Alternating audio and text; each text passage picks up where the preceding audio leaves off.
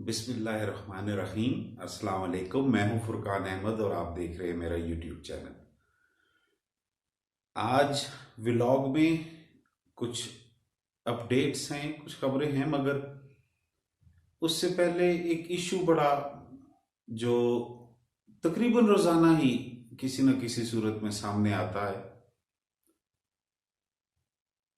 बुजुर्गों को, कुछ लोगों को, कुछ दोस्तों को ये शिकायत है कि ये नौजवान नस्ल गालम गलोच पे आ जाती है एकदम।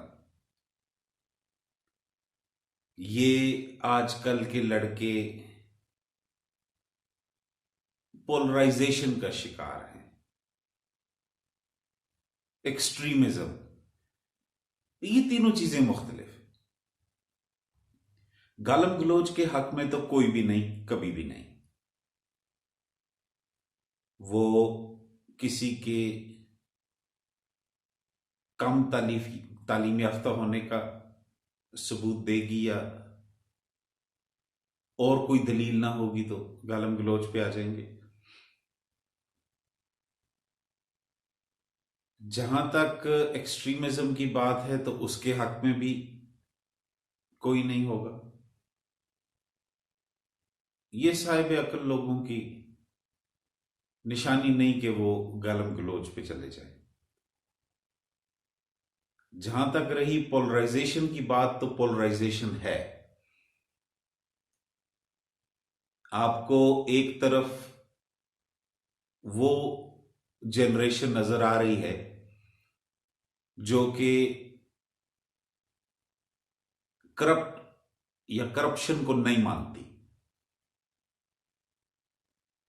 और दूसरी तरफ वो जनरेशन नजर आ रही है या वो लोग नजर आ रहे हैं जिनको ये शिकायत है कि ये गालम गलोच पे आ जाते हैं, बदतमीजी पे आ जाते हैं, बदजुबानी पे आ जाते हैं। ये बात मुझे भी कई दफा कही गई कि मेरा लहजा सख्त हो जाता, मेरी जुबान जरा सख्त हो जाती। मगर बात यह है, जो मैंने देखा है, जो मैं समझा हूं, ये जो जनरेशन है, ये जो लोग हैं, इनको शऊर आ गया है। आप किसी को अब गुस्सा करके, डांट डपट करके, बजाय उसकी किसी सवाल का, उसकी किसी बात का जवाब देने के, आप उसे चुप करके नहीं बिठा सकते। वो अगर ये सवाल करेगा कि जी ये करप्शन की है, इस शख्स ने की है या उस शख्स ने की है, कानून तोड़ा है इसने या कानून तोड़ा है उसने, आप उसे गुस्सा करके चुप करवा के नहीं बिठा सकते। ये शऊर आ गया है। आपके पास कुछ सबूत है, आप वो सबूत दें, वो मानेंगे। आपके पास कोई दलील है, आप वो दलील दें, वो मानेंगे। जब आपके पास कोई दलील नहीं है, आपके पास कोई सबूत नहीं है, आपके पास कोई मनी ट्रेल नहीं है, आपके पास कोई रसीदें नहीं है, आपके पास बात करने के लिए कुछ भी नहीं है, और जब आप बात करते हैं तो आप किसी के घर पे, उसकी चादर, उसकी चारदीवारी पे बात करते हैं, आप उन ख्वातीन की तरफ बात करते हैं जो कि घर से बाहर नहीं निकलती, तो फिर इस जनरेशन को गुस्सा आता है। हमें इतने लंबे अरसे से कभी तो शहादतों पे अफसोस भी और सलूट भी हमने किए, बहुत लंबे अरसे तक किए। अब ये जनरेशन सवाल उठा रही है कि इन शहादतों के बदले किसी ने डॉलर तो नहीं लिए, और आप गुस्सा कर जाएं कि ये देखो ये क्या बात कर रहे हैं, वो शहीद है। शहीद का रुतबा बहुत बड़ा है। अरशद शरीफ शहीद है, उस पे बात क्यों नहीं करते? उसके पीछे कौन शामिल था, किसने किया, उस पे बात नहीं करते।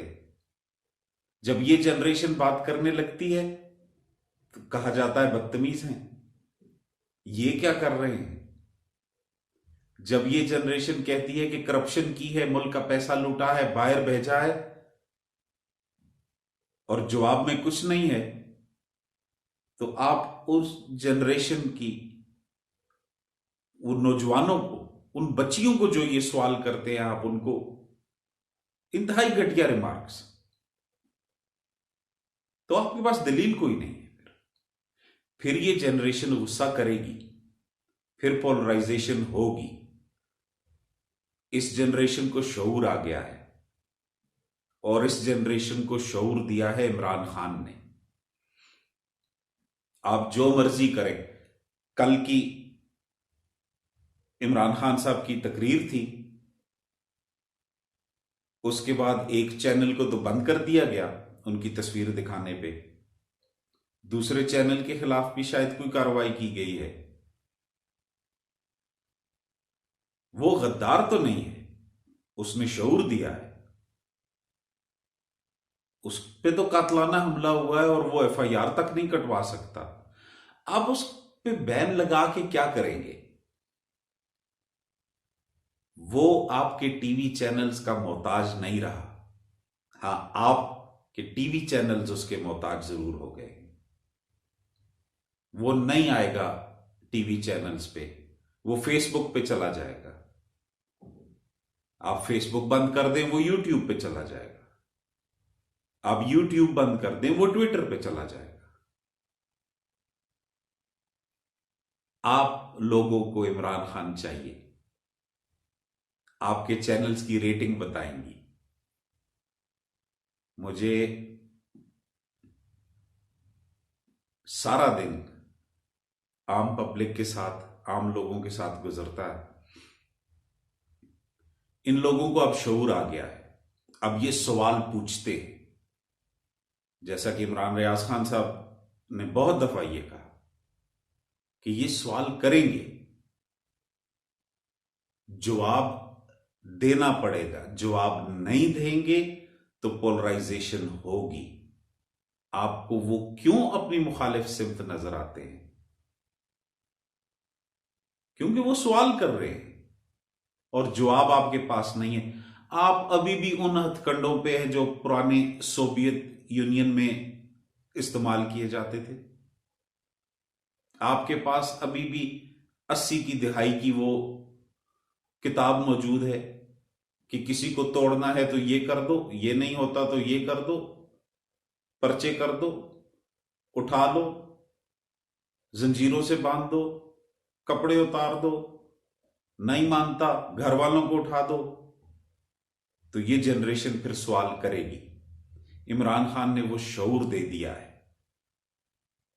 और अकल अगर किसी में भी है तो समझने में मुश्किल नहीं कि ये यंग जनरेशन आपसे सबूत मांगती है कि गुज़िश्ता इन दिहाइयों में ये जो करप्शन हुई है, आप लोग क्यों चुप करके बैठे रहे? क्या आप लोग भी शामिल थे? जवाब दें, दलील दें, सबूत दें। तो या तो आप चेंज हो जाएंगे, या आपको पोलराइजेशन होती नजर नहीं आएगी फिर, या आपको पोलराइजेशन होने का मकसद समझ आ जाएगा, वजह समझ आ जाएगी। इमरान खान ने वो शऊर दे दिया है। मुझे ट्विटर पे किसी की ट्वीट याद आ जाती है इसी बात पे, और मैं उनको कोट करना चाहूंगा यहां पे कि इमरान खान 75 साल तारीख पे चढ़ गया है। ये अब इनको समझ आ रही है कि वो तारीख मस्क की गई थी, हमें सच बताया ही नहीं गया, बंद कमरों में फैसले होते रहे।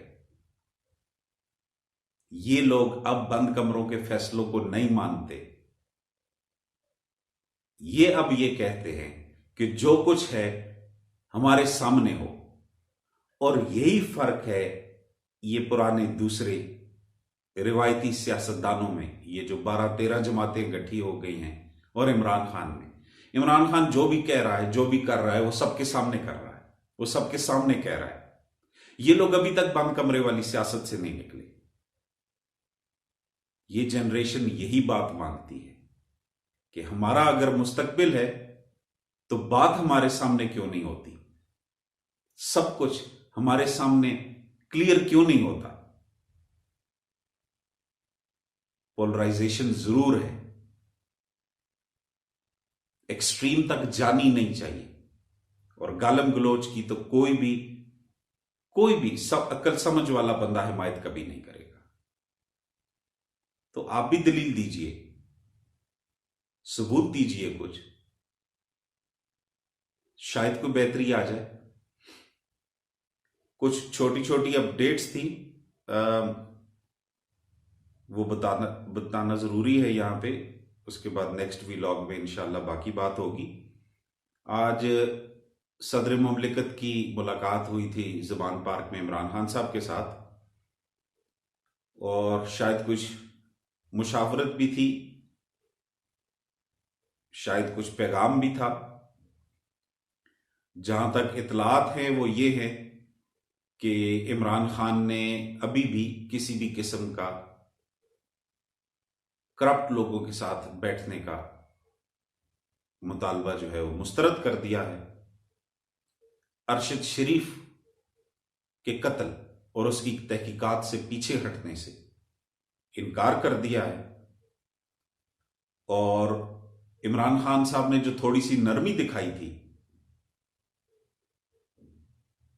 और ये कहा था कि मैं सबके साथ बैठने के बात करने के लिए तैयार हूं, इमरान खान साहब ने यह बात आज क्लियर की है कि उसको कमजोरी ना समझा जाए।